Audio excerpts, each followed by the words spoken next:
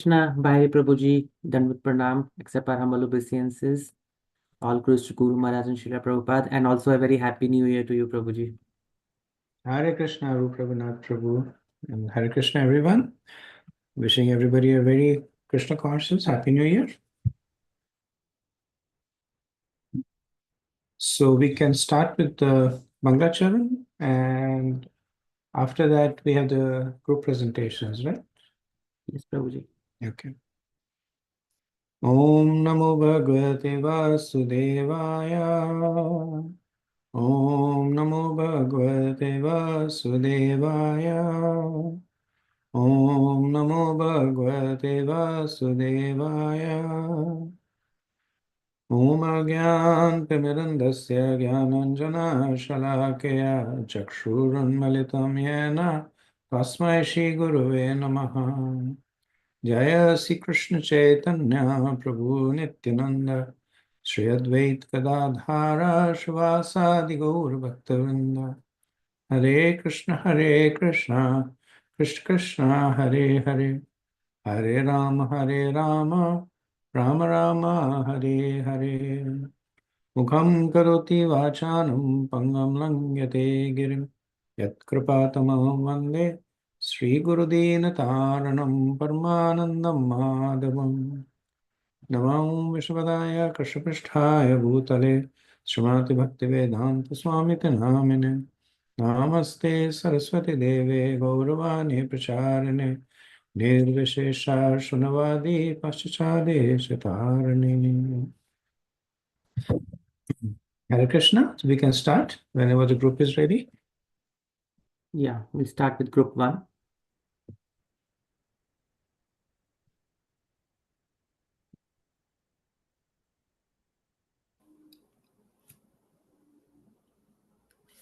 Hare Krishna. This is Vijaya. I'm sorry. Piyali is supposed to be presenting. Can we go with group 2 and 3? And thank you, Hare Krishna. Yes, Mataji. I think we can move to the group 2 first. Okay, Hare Krishna, everyone.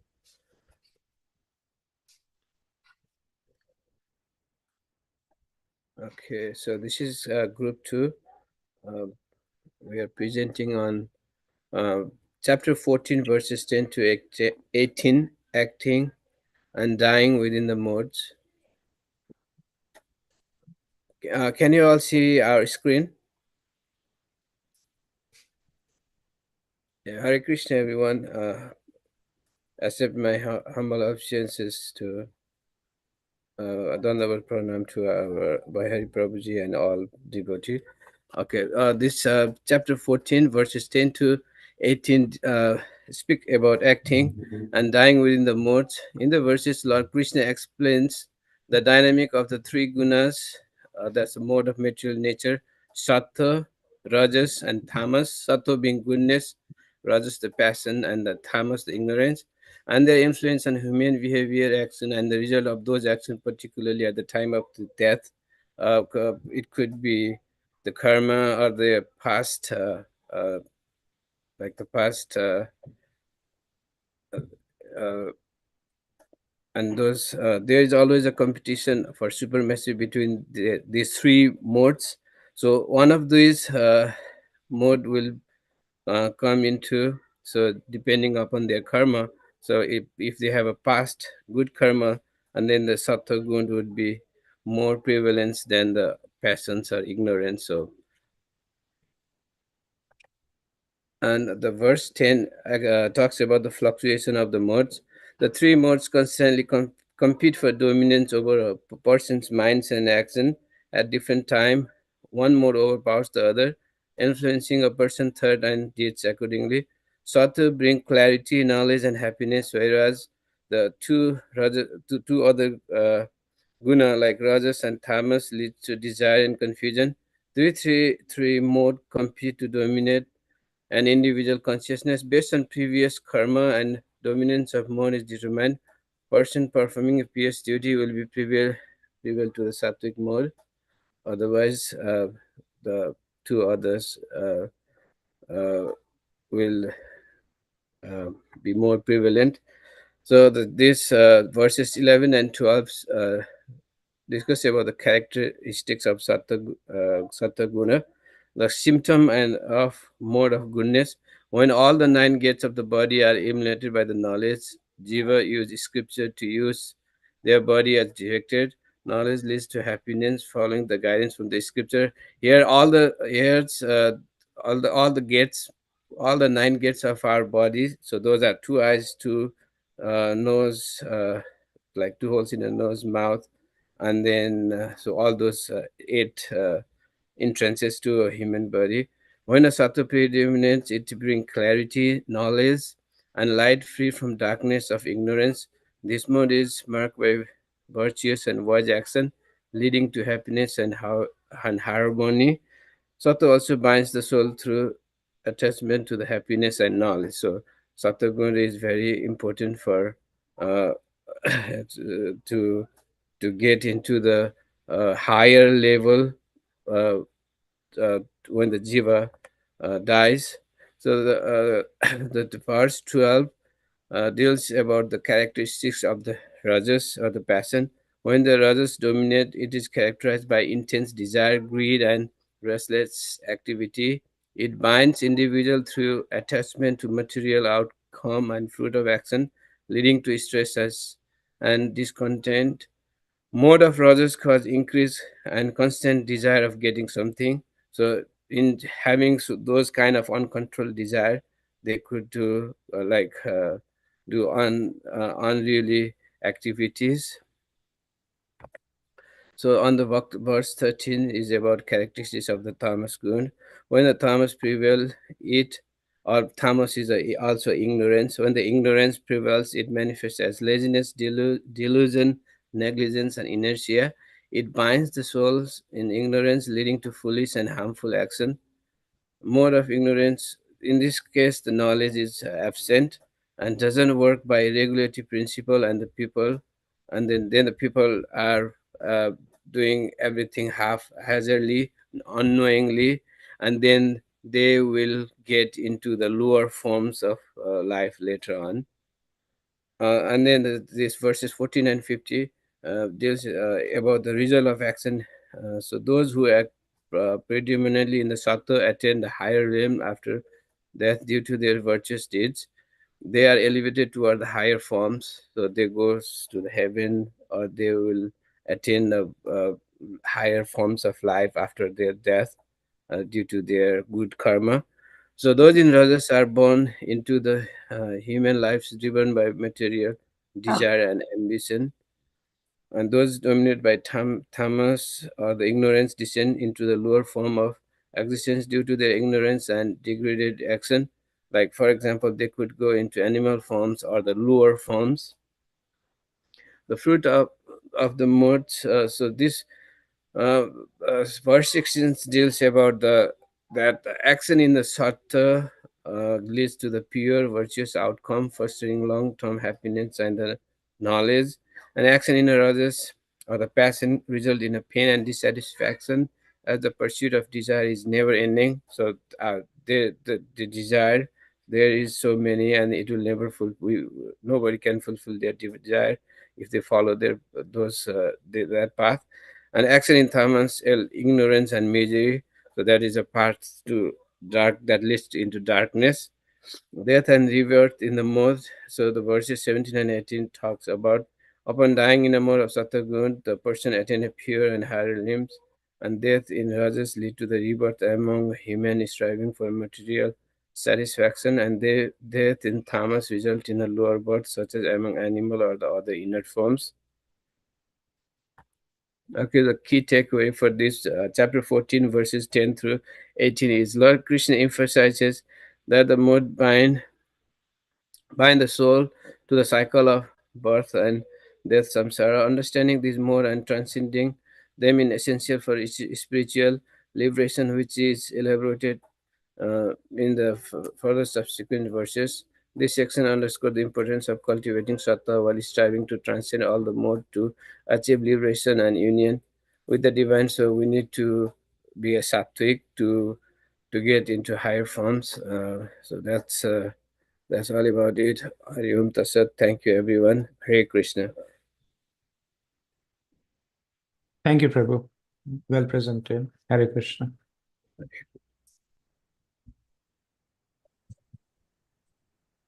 Hare Krishna.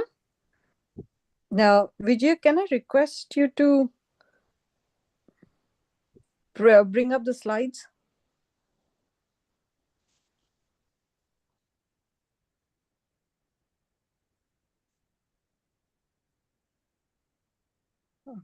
Can everybody see my slides?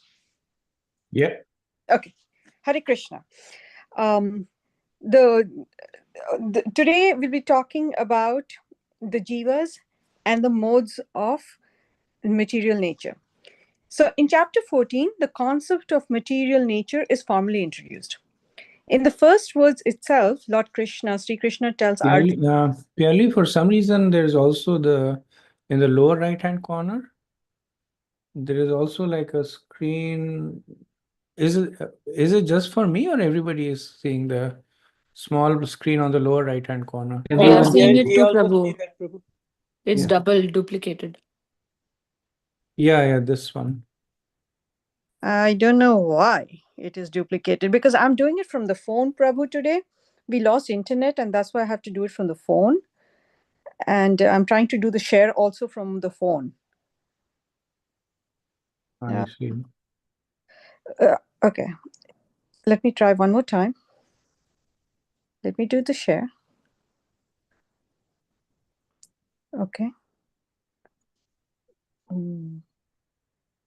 Screen. Start broadcast. 3, 2, 1.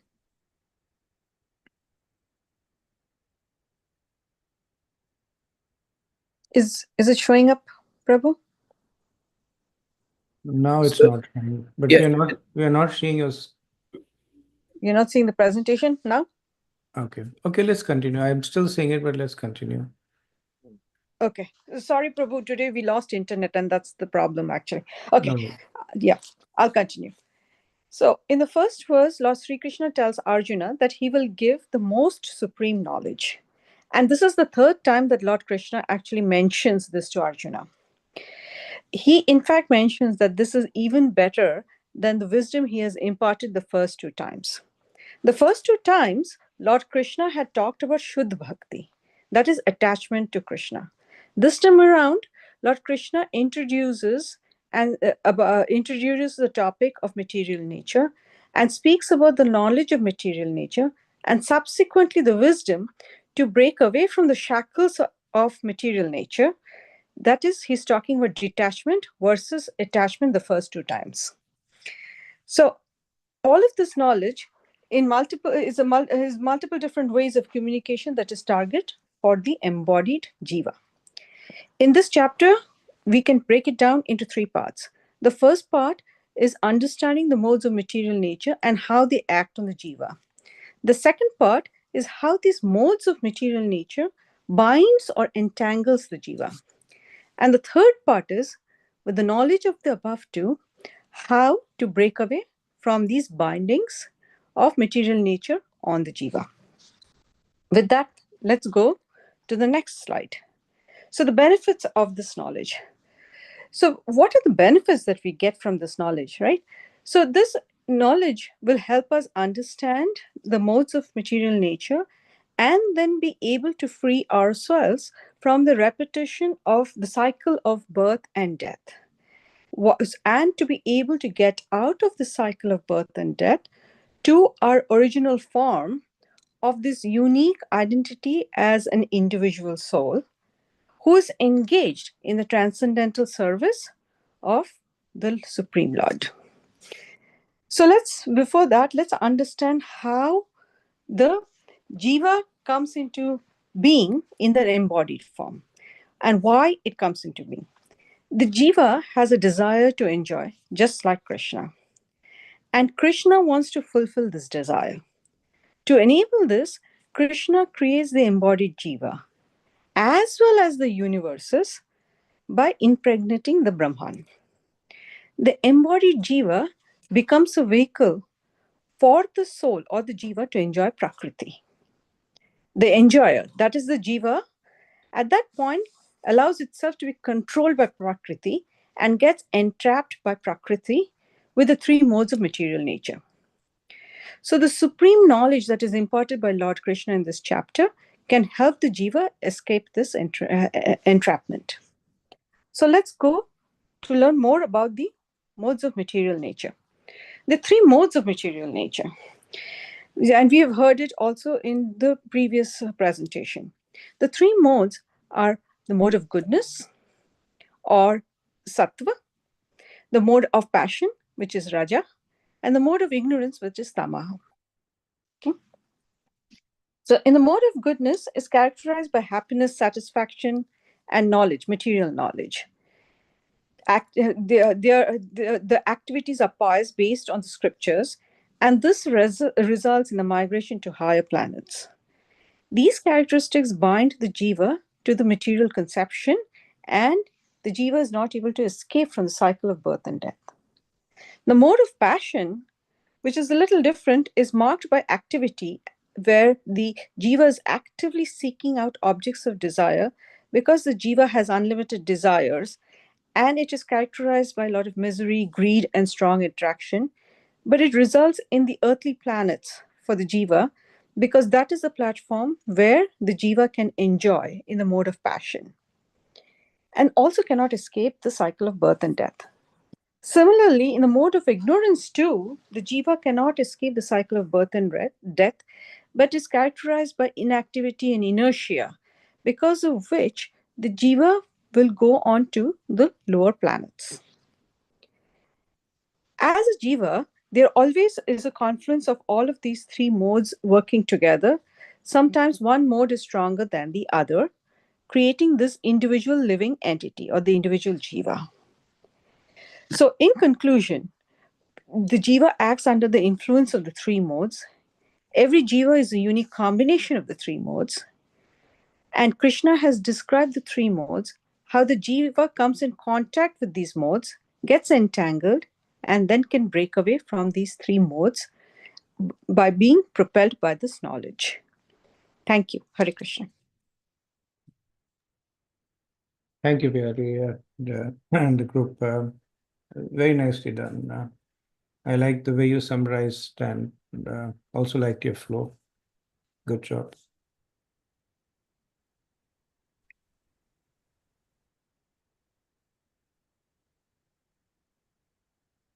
Group 3 is next. Yeah, let me share my screen, bro.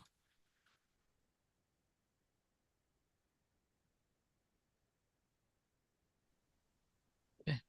Hare Krishna. We are from group 3, and the topic for us today is transcending the modes. So we are doing it as a play, and here is a scene. While distributing books, a devotee encountered a bypasser and requested her to buy Bhagavad Gita.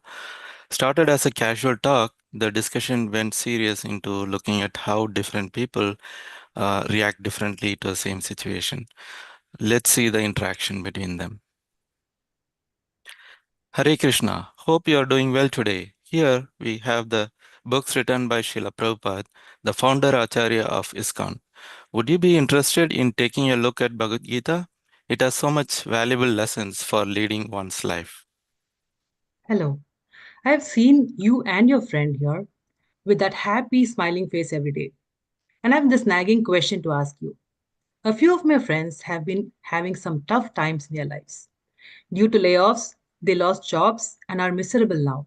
One took to drinking and bad habits to overcome the distress. Another went into deep depression. So, how is this Bhagavad Gita going to help in such a situation like losing one's job and still be happy? I'm sorry to hear about your friends, but yes, Bhagavad Gita certainly helps one to deal with such unforeseen circumstances.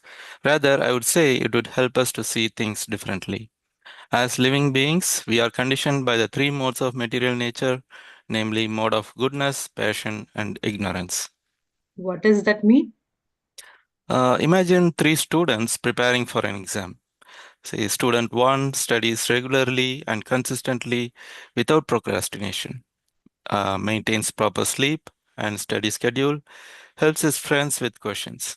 Student 2 competes fiercely with others, unwilling to share knowledge, studies solely to outperform others and gain recognition. And student 3 procrastinates and cramps at the last minute, stays up late, consuming unhealthy snacks and energy drinks, becomes depressed if he doesn't perform as expected. According to Bhagavad Gita, student 1 is influenced or conditioned by mode of goodness, student 2 is conditioned by mode of passion, and student 3 by mode of ignorance. I see. So my friends were conditioned by the mode of ignorance. Am I right? Exactly. So how does one go beyond the modes? Krishna mentions in Bhagavad Gita 14:26 that one who engages in full devotional service unto him, unfailing in all circumstances, at once transcends the modes of material nature and attains his spiritual nature. It's just like when we go near fire, we feel the warmth. Likewise, when we always think of Krishna, who is transcendental in nature, and always engage in his service, we will easily transcend the three modes of material nature, just like an aeroplane transcends the rules of the road. I think I get it. Please tell some symptoms of one who has transcended. They exhibit symptoms like equanimity, it's like remaining undisturbed by the presence or absence of illumination, attachment, and delusion. Equal mindedness, like viewing happiness and distress with the same attitude. Non discrimination, it's like seeing a lump of earth, a stone, and a piece of gold as equal. Steadiness, like maintaining composure in praise and blame, honor and dishonor. Equitable treatment is like regarding friend and enemy equally. These are mentioned in Bhagavad Gita 14:22 to 25. Wow. Seeing gold and a lump of earth as same, I can never do that. Yes, everything is possible if we practice. Yeah, I agree to that. My daughter wasn't doing well in her swimming lessons initially, but I spent some time with her to make sure she did extra practices and she was able to swim well. Everything is possible if we practice. And I guarantee that by practicing devotional service to Krishna, you will not be sad or afraid even in the face of death and will happily accept any reversals in life because you will know what to do at that time. Wow. I would like to reach there someday. Can I get a copy of Bhagavad Gita? I would like to read the chapter myself and understand it more. Sure, here you go. Please take it. Hare Krishna.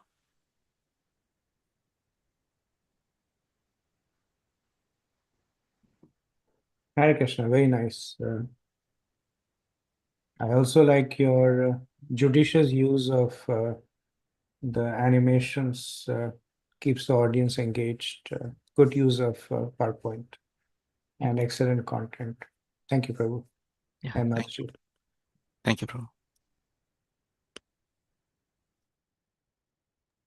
So those were the three presentation, Prabhuji, on chapter 14. And last week you had given the overview presentation, but if there are any Q&A, I think we can do that on chapter 14 and then go to chapter 15. So I see Shri Padma Manjari has raised her hand. So please go ahead, Mataji.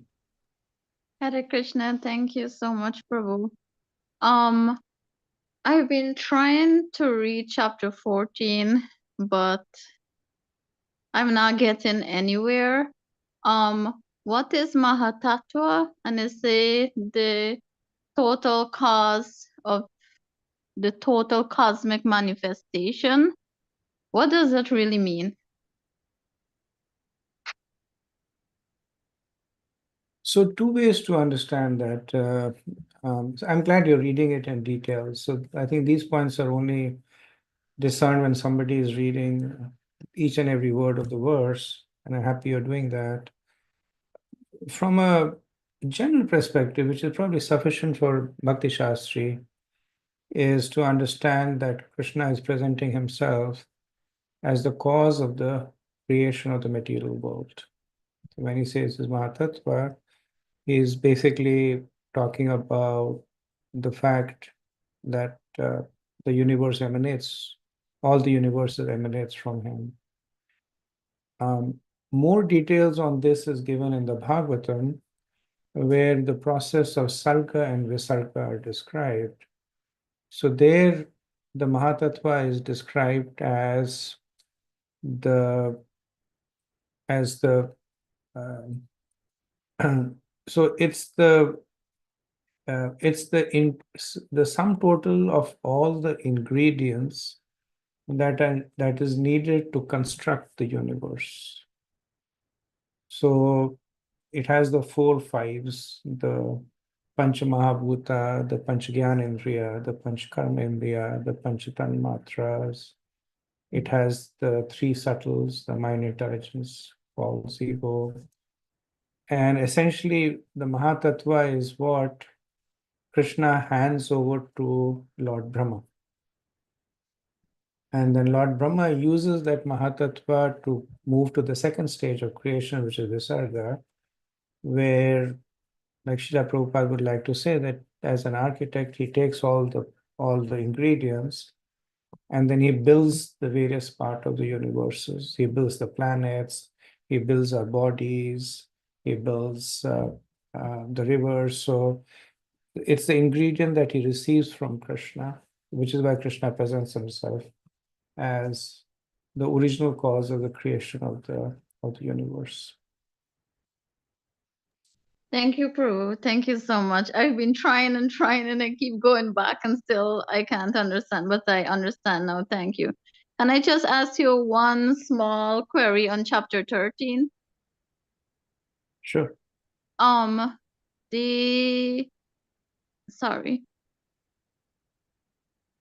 The 5 levels of Brahma Pucham Prasista, is that, and it has Annamaya, Pranamaya, they are the different level that one individual go through, or different living entities go through different levels?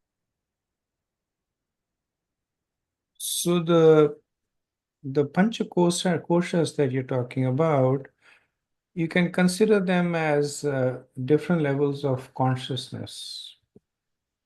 And for instance, Annamaya, it's the lowest level of consciousness where the living entity regards everything around it as either it's food for me or I'm food for it. So there are just 2 levels of distinction.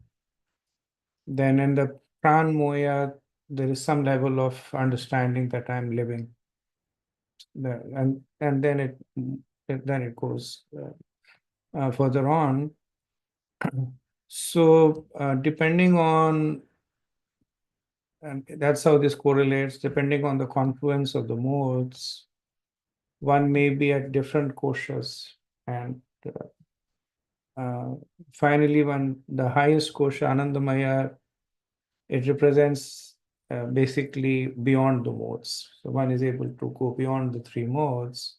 Anandamaya is basically Krishna consciousness. So one goes to that stage.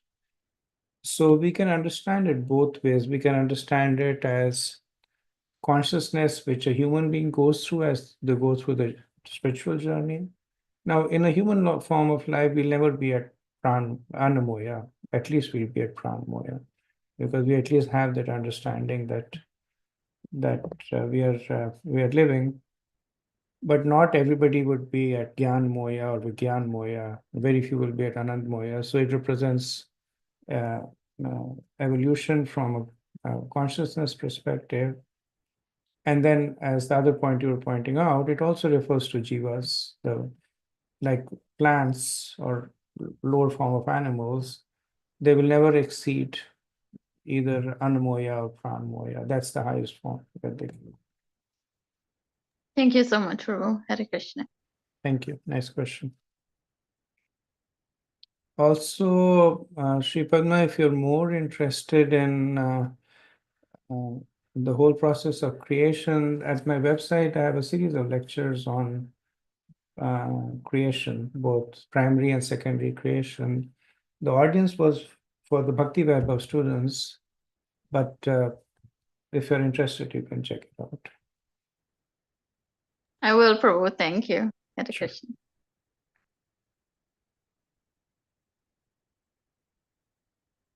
Okay. Any other questions, comments, thoughts?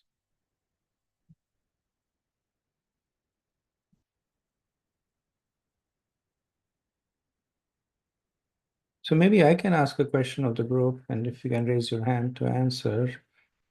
So one of the questions that often gets asked is, so beginning from chapter 13, 14, 15, 16, 17, we see this, we see the power of the modes, how powerful they are. And the question is that the modes are inert and the jiva is sentient. So how does an inert object overpower a sentient object?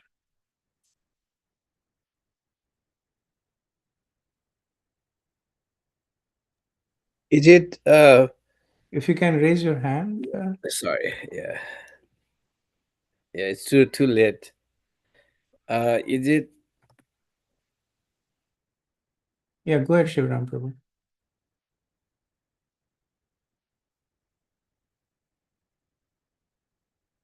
so is it like does it depend upon like their past karma? Like if they had a past good karma, if they had been doing good thing in the past, and then however they could be inclined to the passion or the ignorance, but still if they have a good karma, and then initially they could have those kind of thing, and then they might, due to their past good karma, they could have a good their Okay. sattva uh, their sattvic thing could prevail, and then they could be guided uh, towards better Okay. path. Okay. Let's see what Chaitanya Ras Prabhu. Um, Hare Krishna Prabhu. I was thinking from the standpoint of how we respond to it uh, differs. It's almost in the similar lines as the Shivram Prabhu was talking about, based on how fa- we have done the past deeds. The way we respond to the situations uh, determines whether we are in mode of goodness or mode of passion or mode of ignorance. Okay. I guess the answers are more in terms of, I guess both of you are answering the question of how do the modes get perpetuated? I'm asking the question that how do the modes get acquired? But you're very close, Shipadma. Sorry, Prabhu. I thought you said how to transcend the mode, so I was going to say devotion and service. I didn't understand the question. Sorry. Okay, no worries. Sanjay Prabhu? Yeah, Prabhuji, like because of that ignorance, that illusion, and when we consider ourselves with the body, right, the material, then it basically the modes of material nature, we overcome our consciousness basically because of the illusion agyanta. Okay. Shefali? Prabhuji, I don't know if I'm correct, but I was just thinking, like a long time ago in the previous chapters, how Arjuna is asking Krishna, like, how come sometimes human beings, we do things as if like compelled, even if we don't think it's the right thing to, even if we know the right thing to do, sometimes we still do the wrong thing. And then Krishna says it's like it's lust only. So I was thinking that maybe it's the human, even though the modes are inert objects, the human being a sentient being has lust, so they just engage in whatever mode their lust sort of compels them to. Okay. Neeraj Prabhu? Hare Krishna, Prabhu. Sorry, Neelmani Prabhu. Hare Krishna, Prabhu. Am I audible, Prabhu? Am I audible, Prabhu? Yes, Prabhu. Hare Krishna, Prabhu. That was Prabhu, I think it is the free will of the jiva because he wants to do it, because that is his desire. And then Krishna puts him into the material world to enjoy the senses. And probably this is what I can think of, Prabhu. Very good, very good. So that's the succinct answer, that the modes are inferior to the jiva, but the jiva voluntarily acquires the modes. And if that was not so, then Krishna would not speak about transcending the modes, because the jiva has the ability to unshackle from the modes, but the root of it comes down to the free will of the jiva, that the jiva voluntarily acquires the modes. Now, I'm going to ask a supplementary question, and maybe because I have to also give you an overview, maybe we'll spend 2 minutes on that. If the jiva is more powerful than the modes and voluntarily acquires the modes, then why is it so difficult for the jiva to divest the modes?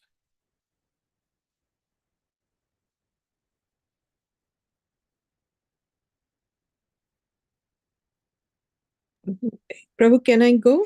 I'm not able to raise my hand over here on the phone. Okay, please go ahead. Yeah. Yeah. So the thing is, why is the jiva not able to overcome it? Is because one, the modes of material nature are very strong. Two, the jiva has forgotten his original position as the spirit soul. And this has been done on purpose when the jiva is embodied, because Krishna wants to be able to, for the jiva to be able to use their free will. The free will of the jiva is to enjoy. So Krishna enables that. And for the jiva to be able to enjoy that, Krishna makes the jiva forget his original position. And that is why it is difficult for the jiva to overcome it, because it has to happen through knowledge that is acquired in the material conception, when the jiva is in the material conception. He's forgotten the original knowledge about himself. Good, good. Romit, I forget your initiative name.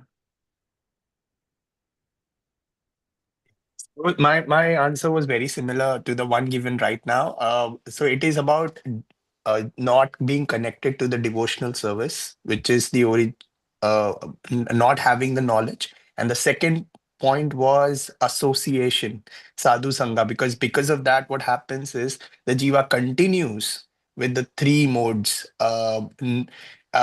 Even despite having knowledge, there would be a knowing doing gap, wherein there are a lot of people who are struggling with that. Yes, they want to transcend the three modes, but they are unable to do so because they are practicing what they should not be practicing, and they continue to practice. So that is I would say the after effect, or let's say it continues. So that's the answer to the question. That's why the jiva is unable to transcend and come out of it. Very good. I think both the answers are similar and also accurate. So once the jiva voluntarily acquires the modes, then the modes overpower the jiva. So the example is that if a person voluntarily makes a decision to drink alcohol, that's the decision he makes. But once he drinks alcohol, he does not have the discretion to say that I will not get intoxicated, I will not be under the influence. The modes will then act. So then a lot of points that we made as part of the initial question by Shivram Prabhu and Chaitanya Prabhu was the perpetuating nature, the self-perpetuating nature of the modes.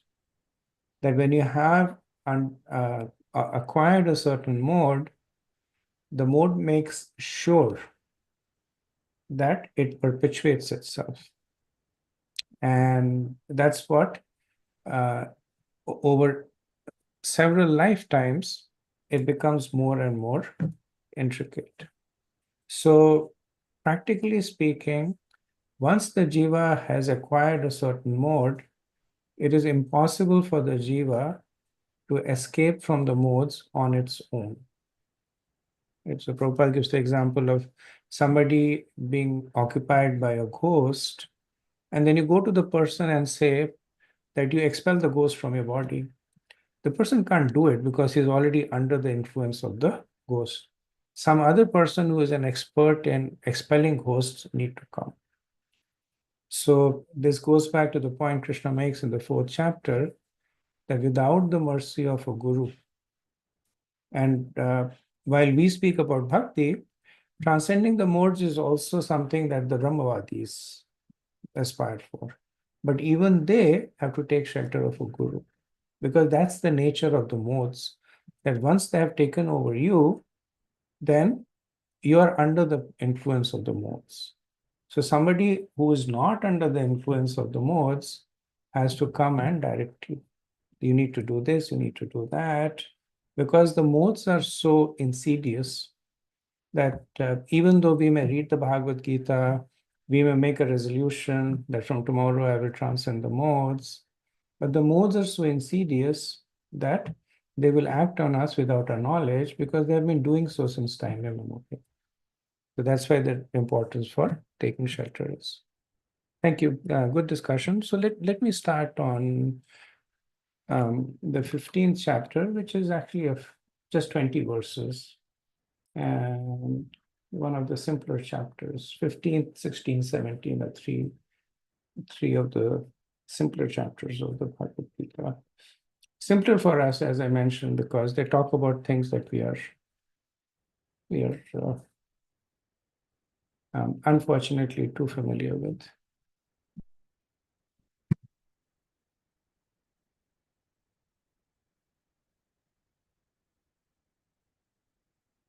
Okay, so let me share.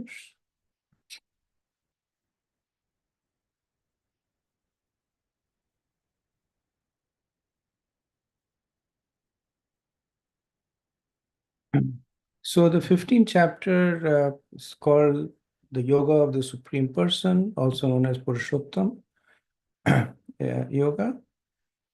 And it talks about this famous metaphorical tree that is growing upside down, with the roots pointing upwards and the tree growing downwards.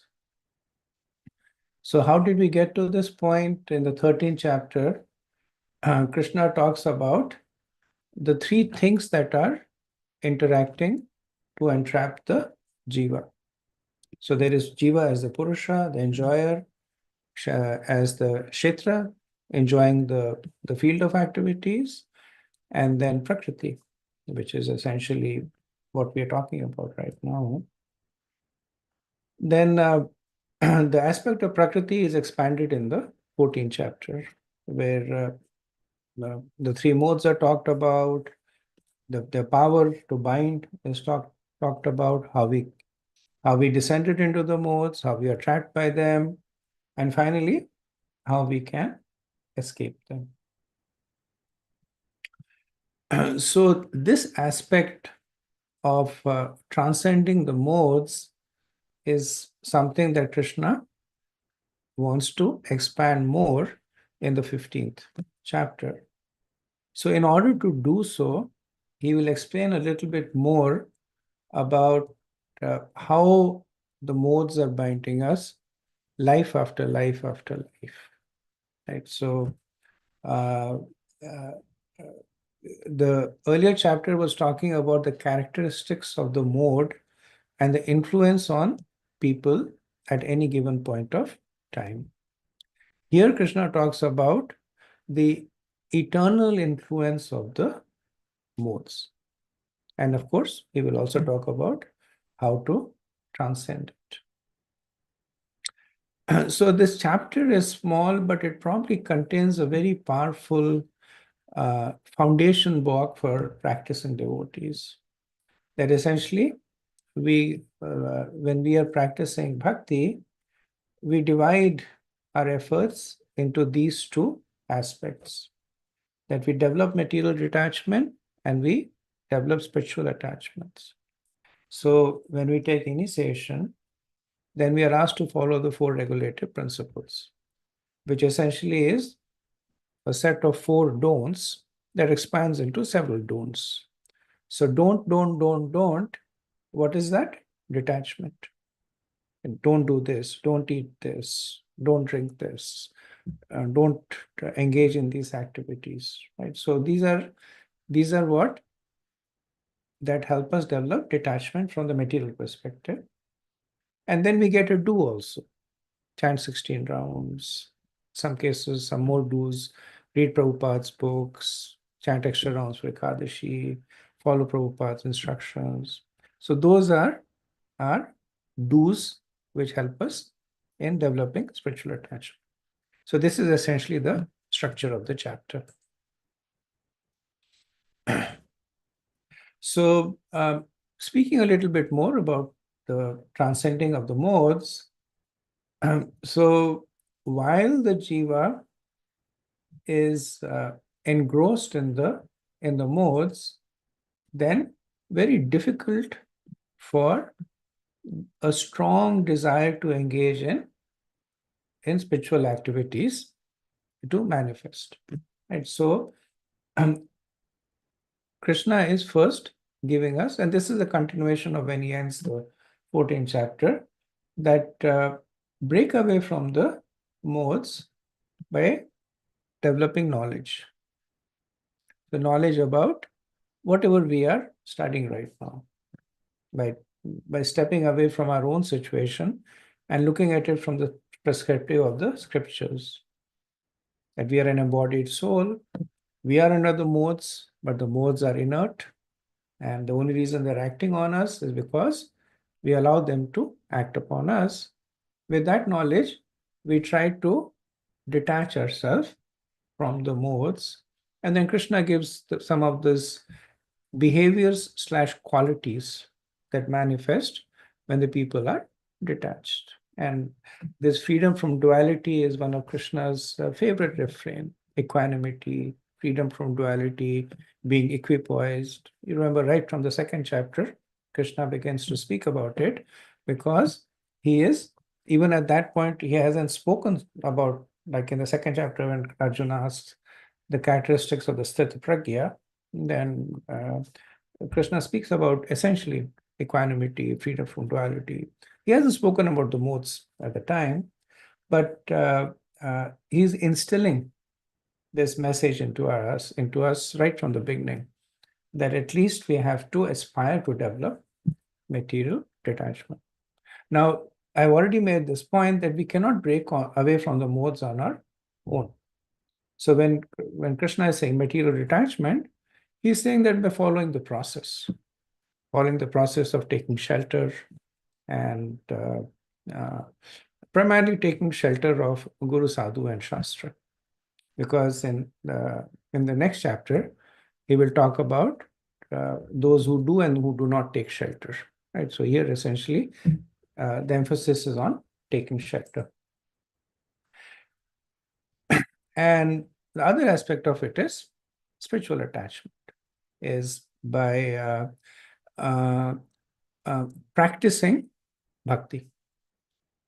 And so while we do not have explicit bhakti at this stage, but we practice bhakti. And the potency of the bhakti is one that is just like the modes are self-perpetuating, then the devotional practices are also self-perpetuating. We start with a little bit and it grows and it grows and it grows. In fact, unlike the modes, bhakti is more persistent in its self-perpetuation, because the modes are changeable, but once bhakti manifests, it never goes away. It can only increase. So this is the famous metaphorical banyan tree that Krishna talks about. So let's talk a little bit about the tree. So firstly, Prabhupada says, where do you see a tree that is growing downwards with the roots upwards? And then he says, you will see it on the bank of a river. So he explains that when there is a reflection, there has to be something that is original. So the material world is the perverted reflection of the spiritual world. So this term, Prabhupada uses a lot of time. It comes from this chapter, that this tree that Krishna describes is essentially a perverted reflection of the spiritual world. So reflection means that everything that is there in the spiritual world is there in the material world, but it is perverted. Right? So there is happiness in the spiritual world, there's happiness in the material world, but different natures. There is lust in the spiritual world, there is lust in the material world, but different natures. And then Prabhupada says, what is the surface of this reflection? He says desire. Material desire of the jiva is the surface on which this is reflected. And just like the desires are constantly changing, the reflection is constantly shimmering. Now, what are the different aspects of the tree? So the main part of the tree is the branches. And the branches essentially, so firstly, the tree represents the material world. It does not represent Jiva, does not represent Krishna. So I know there are some descriptions of the tree in which there are different living entities that are shown, partially misleading because the branches represent the different forms a living entity takes. So there is one form that represents Lord Brahma. There is one form that represents the Devas. There is one form that represents the human beings. So each of these branches represents a particular form that the jiva can take in the material world. Now, with every form, there is a set of senses. So the tips of the branches represent the senses, and the twigs represents the sense objects. So the twigs are essentially, when you see a tree with branches growing, then it will also have many offshoots. They look like small branches, but they don't grow more than a few inches. Right? So essentially, each of the twig has a branch tip. So the twigs are connecting the branch tip to the branches. So essentially, this is connecting the sense objects to the senses. Right? So the tips of the branches are the senses, and the twigs are the sense objects, and they're connected to the body. So a jiva acquires a body which has a set of senses, and with those senses, he attempts to enjoy the object of the senses. So even though there are just 5 senses, but they manifest differently in different jivas. Or there is 5 gyanendriyas. There is also karmendriyas. But depending on the form of the body, one or other senses may manifest in a different way. Now, this is a banyan tree, which means that it also has secondary roots that essentially are growing from the branches, and in the reflection, they're growing upwards from the branches. So these secondary roots are what carry our past impressions. So when a body is formed, the impetus for forming that body is the past impressions. And the process of reincarnation is explained again in this chapter. where depending on what the jiva desires and what the jiva deserves, the jiva gets a particular set of senses and a body to go along with that. And the super soul facilitates that transfer. So these desires are the secondary roots that are nourishing the branches.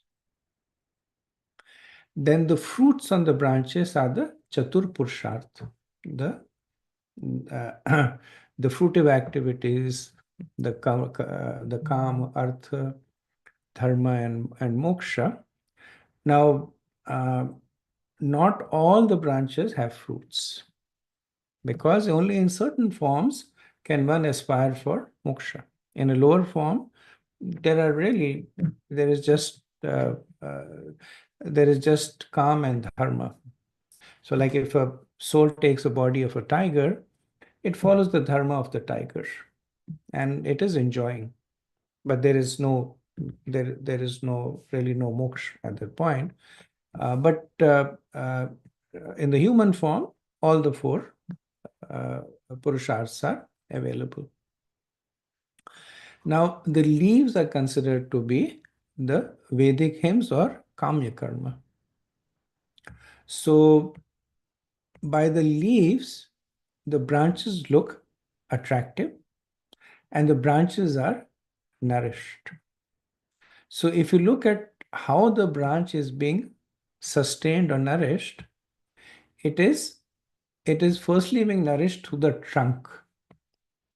So this is through the process of creation by Brahma that is rippling through the Prajapatis and through generations, where Brahma gets the Mahatattva, he puts all the material elements into use, and essentially the body that we're getting is a part of that Mahatattva that Krishna gets.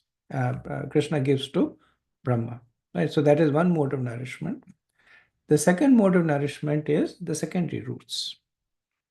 That by past impressions, one is driven to have a certain body. The third nourishment is the Vedic hymns. That by following the scriptural injunctions, one follows activities for enjoyment. And all these three modes of nourishment, they keep their branch alive and they produce the fruits.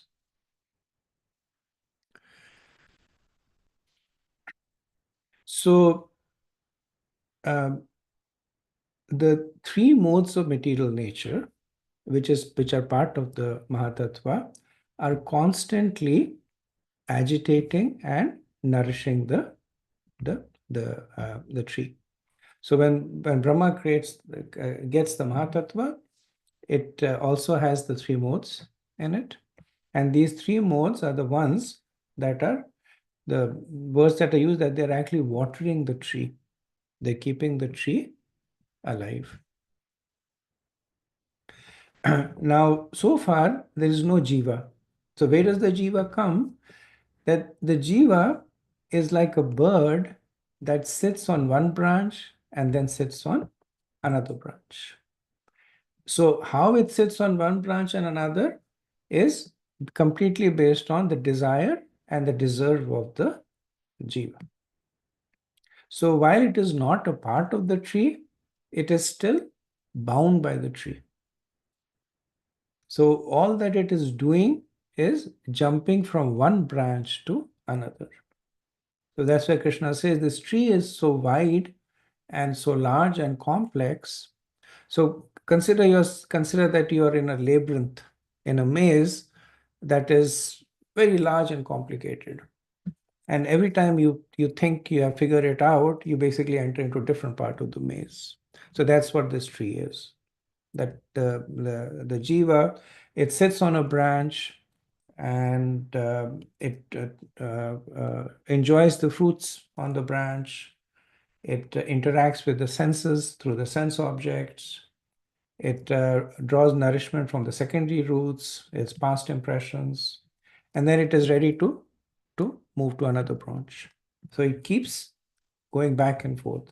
So essentially, this tree represents the cycle of incarnation and reincarnation, birth, death, and rebirth.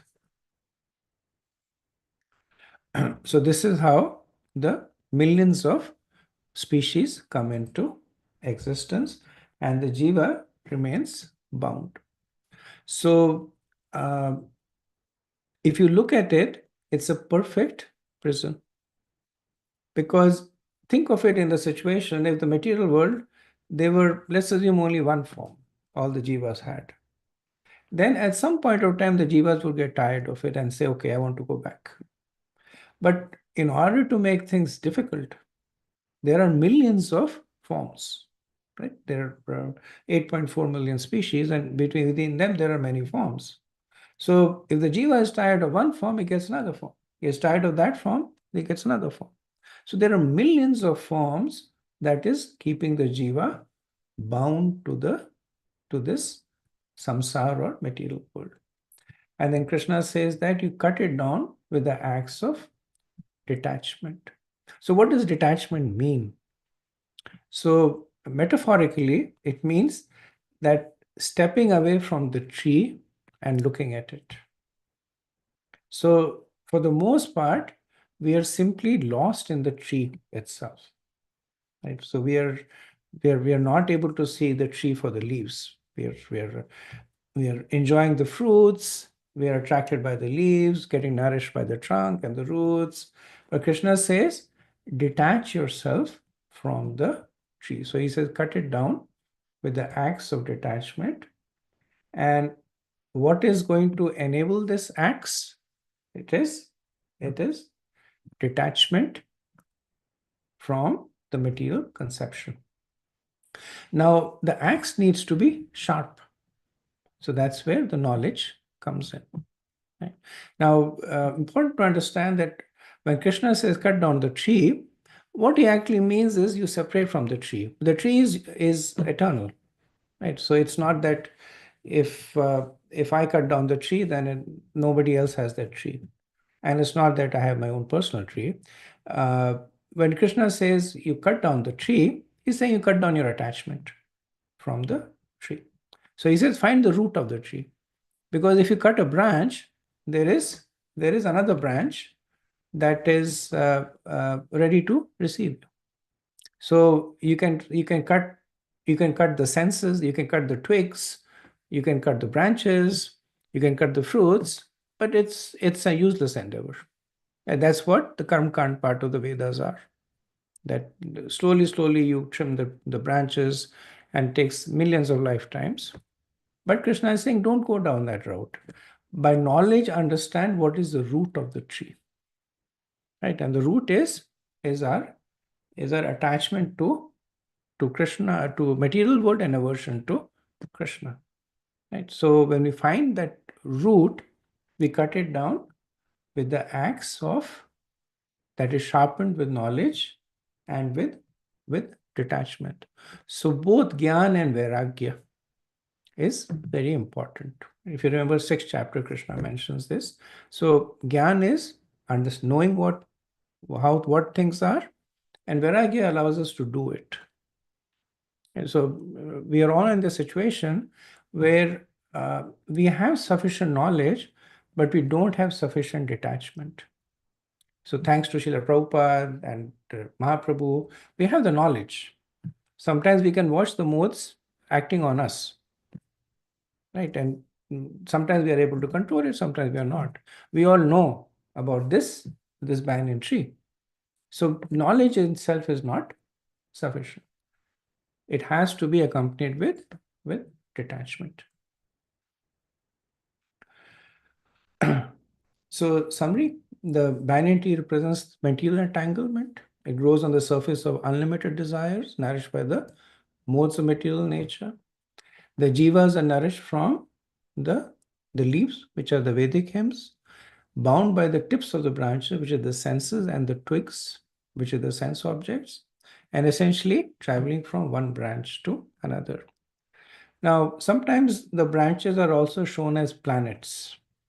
That the root is Brahmalok, and then after that there is the Svarglok and the middle planets. So while it is not completely inaccurate, but it is in a purest way, that is not what the description is. The reason why it's not inaccurate is that the closer you go to the root of the tree, the more subtle the branches are. So when one acquires a body of a demigod, then essentially they are moving closer to the root of the tree, which also happens to be the higher planetary system, right? But it's what's the word? It's collateral. Really, the tree is representing the various life forms.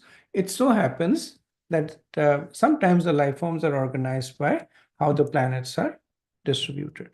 But even if you look at the Earth planet, then you will see that there are all life forms, all from plants and insects to humans, which essentially span a wide breadth of the tree.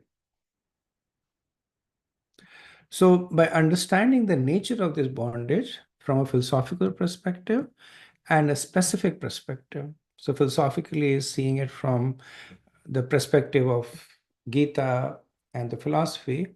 Specific is, how am I bound to this tree? What can I do to escape the tree? So Krishna recommends the path of spiritual attachment to escape from the tree. So he presents himself as the creator, the maintainer, and the destroyer. And he recommends for the jiva to surrender. So understanding how great Krishna is, one surrenders to Krishna, and then one transcends the modes. Right. So this is the expedient process of bhakti that will finally result in attaining Krishna. So that's why Krishna talks about how the whole world comes from him, how he sustains everything. And also then he talks about how he can take us out of this intricate tree. And so when Krishna says it always means, Prabhupada says when Krishna says it always means he and his devotees. Right? So by surrendering to Krishna and his devotees, one can attain both aspects. One can attain the detachment from the material world and the attachment to the spiritual world. So this is where Krishna wants us to go to the spiritual world, where having gone once, nobody comes back. So this analogy of the banyan tree is very apt, because you can look at a banyan tree and see. I don't think they grow in the Western world, but in India you can see the banyan tree and understand how complex it is. The whole network of roots and branches and twigs and leaves, it's so dense that one can look at it and immediately visualize what our current plight is. So the only way to get out of the tree is to cut it at the root, right? So this is as opposed to cutting the branches, cutting the twigs, plucking the leaves. All that's not going to work. So go down to the root of the cause of your material entrapment. Use an axe of Gyan and Vairagya. The knowledge will tell you what needs to be done, and renunciation will enable you to do it. And then both these things are automatically available through the process of bhakti. The Prabhupada and Krishna, they say that bhakti is the most efficient process to accomplish this. So that's the end of the 15th chapter.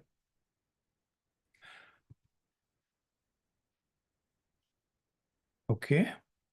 I did go fairly over time, and I'm sorry about that. So we'll end over here. We'll take any question and answers next week. And Next week we will be doing the 16th chapter also, right, Prabhu? Yes, Prabhuji. Yes. Okay. So we'll end over here. Panchakalpatarubhyascha कृपा सिन्धुभ्य एव च पतितनाम पावनेभ्यो वैष्णवेभ्यो नमो नमः। अनंत कोटि वैष्णववृंद की जय। शिला प्रभुपाद की जय। जय। जय गौर Premanand. Hari Hari Prabhu. Hare Thank you. Krishna. Thank you so much. Hare Thank you, Krishna, Prabhu. Prabhuji. Hare Hare Krishna. Thank you Hare so much, Krishna, Prabhu. Prabhuji. Hare Krishna, Prabhu.